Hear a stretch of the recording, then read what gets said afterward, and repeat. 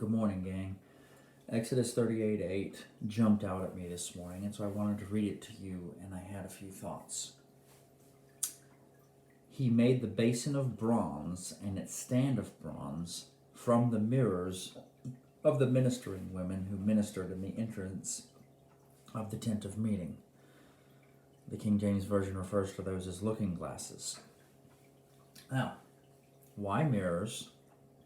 What about mirrors, and why being used for the bronze laver?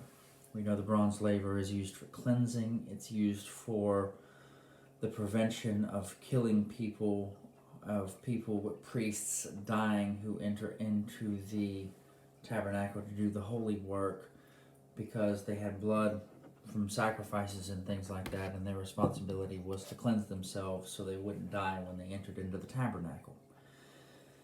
Parallels the redemptive gift of a servant, the second of the 7 redemptive gifts of Romans 12:6-8.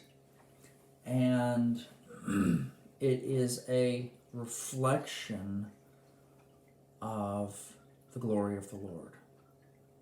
There is the work of the servant in showing people their beauty. There's the work of the mirrors that show and reflect the beauty of the individual who's looking in the mirror, to show them an accurate representation of what they look like, and shows them not just, their worst, but it also shows them their best. It shows them the reality. It shows them the goodness, the good thing that God had created, and gives us a point of reference.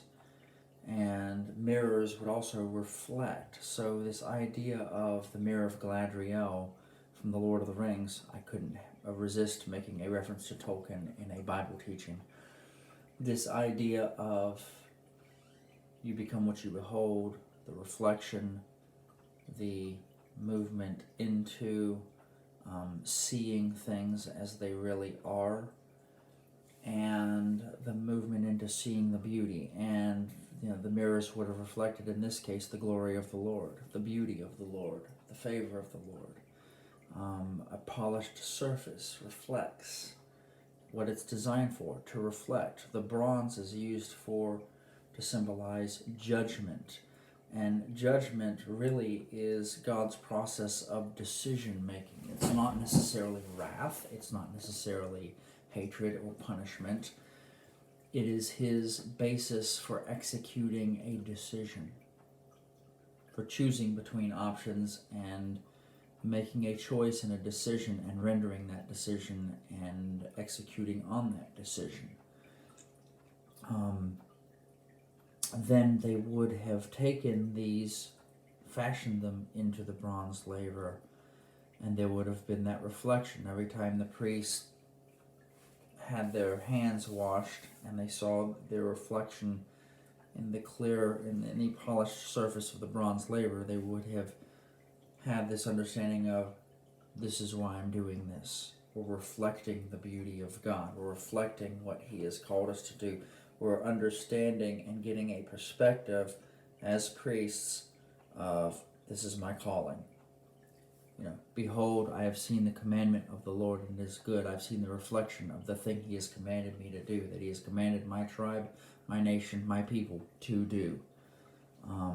It is so fascinating, this verse, and there was so little in the way of commentary on it that I figured it was good and due and right for me to offer some thoughts.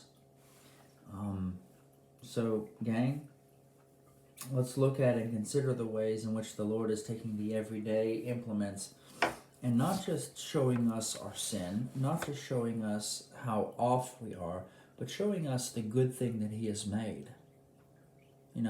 Let us reflect, pardon the pun, on the goodness of God, on His faithfulness, on His decision, on what He has put into us, that He calls us good. We're not just miserable, poor, bastard, naked sinners, poor reprobates.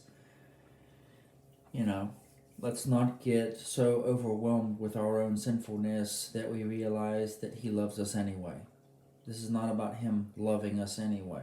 This is not about Him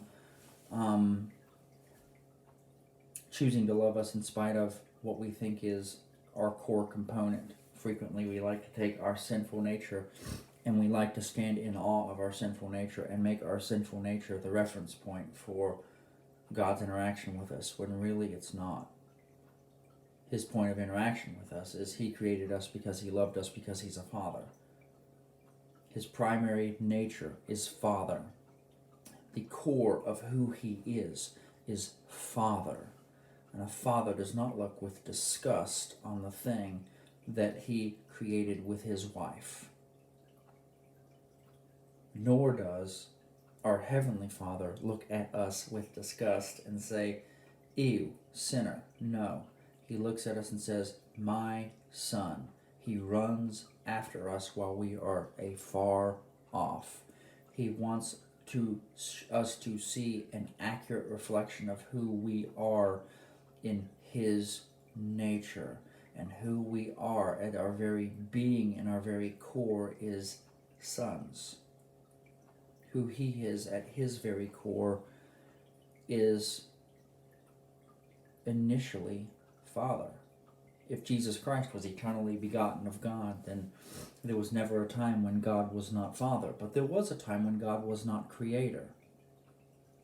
So God was always Father, and there was a time when His name as Creator and Maker did not exist.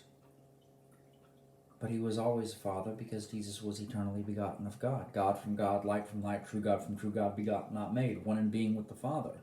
He was always Father. There was never a time when He was not Father, but there was a time when He was not Creator.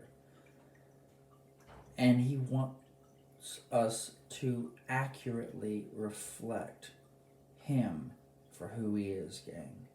He wants us to accurately reflect us for who we are in our core as His kids.